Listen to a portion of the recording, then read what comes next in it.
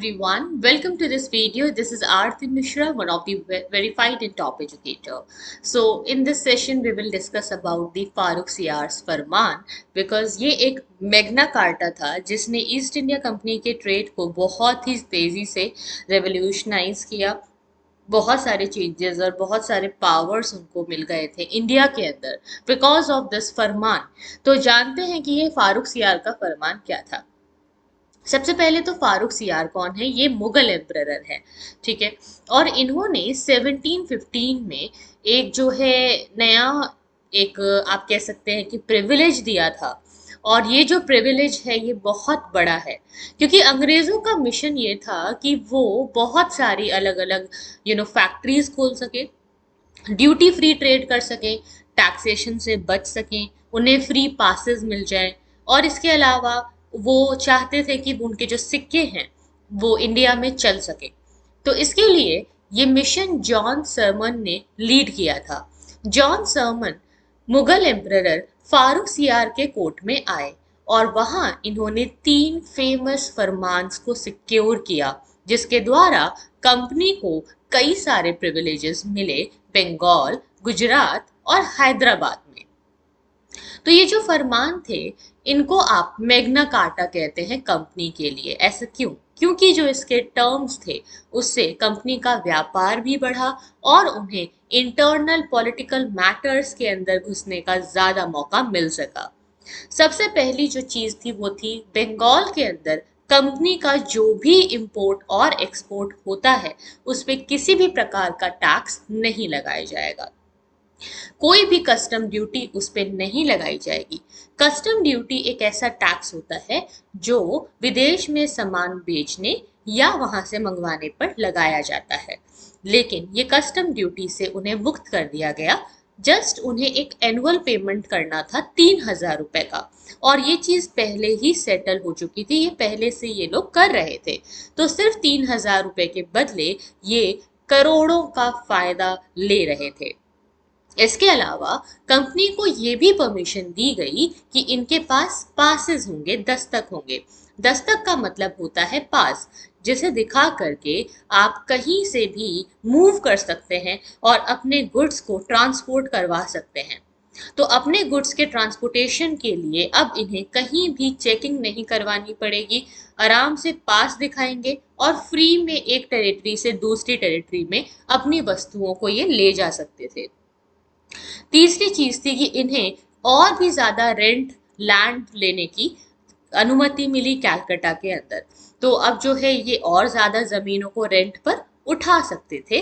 और हैदराबाद के अंदर कंपनी को जो भी उनके एग्जिस्टिंग पुराने प्रिविलेजेस थे वो भी मिले। साथ ही उन्हें व्यापार में किसी प्रकार का टैक्स भी नहीं देना था। बदले में से केवल उनको ये था कि जो मद्रास का रेंट उन्हें देना हो रहा है बस वही प्रिवेलिंग रेंट उन्हें देना होता था, ओनली फॉर दी मद्रास। बाकी और कोई टैक्स उन्हें नहीं देना था।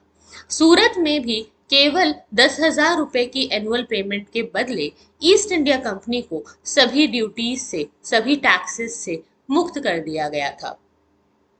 और इससे भी बड़ी एक बात ये थी कि जो कंपनी के सिक्के थे, जो कंपनी मिंट करती थी, अब वो बॉम्बे में जो सिक्के चल रहे थे उसे करेंसी के रूप में मुगल एम्पायर के अंदर through out the Mughal territory use किया जा सकता था। मतलब उसे एक करेंसी की वैल्यू दे दी गई। अब वो जो सिक्के हैं वो केवल कंपनी के सिक्के नहीं हैं बल्कि भारत में चलने वाले सिक्के हैं जहां जहां पर मुगल एम्पायर है। तो ये जो फारूखसियार का फरमान है ये अंग्रेजों के लिए बहुत सारे प्रिविलेजेस लेकर के आया। अब यहाँ पे सिर्फ प्रिविलेजेस की दिक्कत नहीं है, दिक्कत ये है कि वो इन प्रिविलेजेस का गलत तरीके से फायदा भी उठाते थे, विच वॉज कम्प्लीटली रॉन्ग, जिससे इंडिया की इकोनॉमी ड्रेन होने लगी। इसके बाद आप ये देख सकते हैं कि जिस समय में ब्रिटिशर्स इंडिया में आए हैं तो यहाँ पर सारा का सारा जो इंडिया है वो अलग अलग हिस्सों में टूटा हुआ है। बेसिकली ये वाला पार्ट अफगानिस्तान के दुरानी एम्पायर ने अपने कंट्रोल में ले लिया था। इसके अलावा आप देख सकते हैं कि सिंध में जो नवाब हैं वो अलग हो चुके हैं। राजपूत जो है छोटे से एरिया में अब सीमित है। मुगलों की पावर भी बिल्कुल डिक्लाइन हो चुकी है। अवध के नवाब तो एक बफर स्टेट की तरह बने हुए थे और बंगाल के नवाब जो है अपना इंडिपेंडेंट हो चुके थे और बाद में बंगाल के दीवानी राइट्स इनको 1765 में मिल जाते हैं। बात रही अगर मराठास की, तो वो भी अलग अलग पार्ट्स में बटे हुए थे। पेशवास जो है वो पुणे में लीड कर रहे थे, भोसले नागपुर में लीड कर रहे थे और पुणे के जो पेशवा थे इधर नॉर्थ के साइड में भी थे। गायकवाड़ जो बड़ौदा के थे वो भी यहाँ पे रूल कर रहे थे। तो मराठास की फैमिली के अलग अलग चीफ्स अलग अलग एरियाज को कंट्रोल किए हुए थे। हैदराबाद के निजाम यहाँ थे, बाद में इन्होंने सब्सिडरी अलायंस साइन कर लिया था। मैसूर को हैदर अली और टीपू सुल्तान लीड कर रहे थे। नीचे जो ये आप पर्पल कलर से त्रवंकोर देख रहे हैं, ये त्रवंकोर जो है इनकी मुगलों के साथ अच्छी दोस्ती थी। कर्नाटक के जो नवाब है ये भी मुगलों के साथ, sorry not Mughals but Europeans के साथ बहुत अच्छी दोस्ती में थे। अब होता क्या है कि यहाँ पे एक रूलर आए मोहम्मद शाह रंगीला। वो बहुत ही लग्जीरियस लाइफ को जीते थे और बहुत ही ज्यादा भोग विलास में डूबे रहते थे, इसीलिए इन्हें रंगीला का टाइटल भी दिया गया था। इन्होंने 29 ईयर्स के लंबे समय तक रूल किया, 1719 से 48 के बीच में, लेकिन इसके बावजूद ये मुगलों के फॉर्चून्स को रिवाइव नहीं कर पाए। ये एक इनकॉम्पिटेंट रूलर थे। मोहम्मद शाह के समय में हम देखते हैं कि मुगलों से अलग होकर के इंडिपेंडेंट स्टेट्स हैदराबाद, बंगाल, अवध और पंजाब की ग्रोथ हुई थी और कई सारे लोकल चीफ्स जो कि पहले मुगलों के अंडर काम करते थे, अब उन्होंने अपनी इंडिपेंडेंस डिक्लेयर कर दी थी। और मराठास जो हैं वो पूरी तरीके से फैले हुए थे। वो कोशिश कर रहे थे कि इस इंपीरियल मेंटल में अपने आप को आगे बढ़ा सके। हालांकि थर्ड बैटल ऑफ पानीपत में अहमद शाह अब्दाली से मराठास हार गए और उसके बाद उनका ये जो ड्रीम था इंडिया को रूल करने का वो पूरा नहीं हो सका। अगले आने वाले लेसन्स में हम जानेंगे कि कैसे ब्रिटिशर्स ने और ज्यादा सक्सेस को हासिल किया। तो आज के सेशन के लिए इतना ही गाइस। अंत में आप सभी को इन्फॉर्म करना चाहूंगी हमारे नए अनअकैडमी सब्सक्रिप्शन बैचेस के बारे में। जैसा कि आप देख सकते हैं कि इस साल कई सारे टॉप लर्नर्स थे जिन्होंने एग्जाम को क्रैक किया है। ये आप लिस्ट देख सकते हैं जिसमें 170 से भी ज्यादा अनअकैडमी लर्नर्स ने एग्जाम को क्रैक किया, क्योंकि अनअकैडमी आपकी सारी नीड्स को फुलफिल करता है।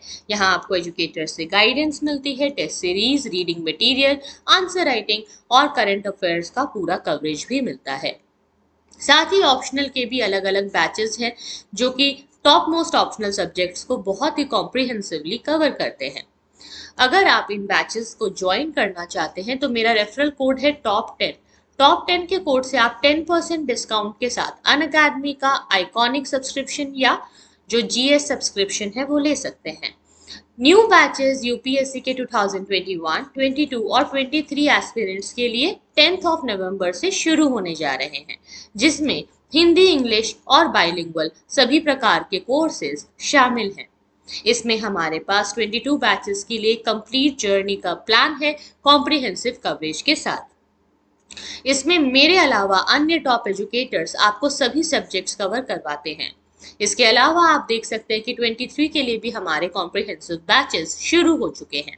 तो अगर आप इसमें इंटरेस्टेड हैं तो टॉप 10 का कोड ज्वाइन करके आप जो है यूज कर सकते हैं। साथ ही साथ आपको बताना चाहूंगी कि free test series UPSC CSE की डेली बेसिस पर हो रही है। अभियान एक डेली स्टैटिक क्विज है, 10 बजे होता है, और एक आपका T20 daily current affair test series है, ये मंडे टू फ्राइडे 7:30 PM होता है। और अनअकैडमी कॉम्बैट हर संडे 11 बजे होता है, जो एक स्कॉलरशिप टेस्ट है। अगर इस संडे आपने इस टेस्ट को मिस कर दिया तो कोई बात नहीं, अगले संडे 11 बजे आप टॉप 10 के कोड को यूज करके फ्री में ये टेस्ट दे सकते हैं, जिससे कि आपको स्कॉलरशिप भी मिल सकती है। अगर आप इस पूरे लाइव मेंटरिंग प्लेटफॉर्म के लिए लोन लेना चाहें तो लोन का लिंक भी नीचे डिस्क्रिप्शन बॉक्स में दिया गया है, जिसमें कि कोई प्रोसेसिंग फीस भी नहीं है, ना ही कोई इंटरेस्ट रेट है। अप्रूवल केवल 2 घंटों में आ जाता है, ना ही कोई हिडन चार्जेस है और पेपर वर्क भी बहुत कम है। फ्लेक्सिबल टेन्योर से आप आराम से जो है इसकी तरफ जा सकते हैं। आई होप आपको आज का सेशन अच्छा लगा। टॉप 10 का कोड याद रखिए for Unacademy subscription. See you guys then, take care.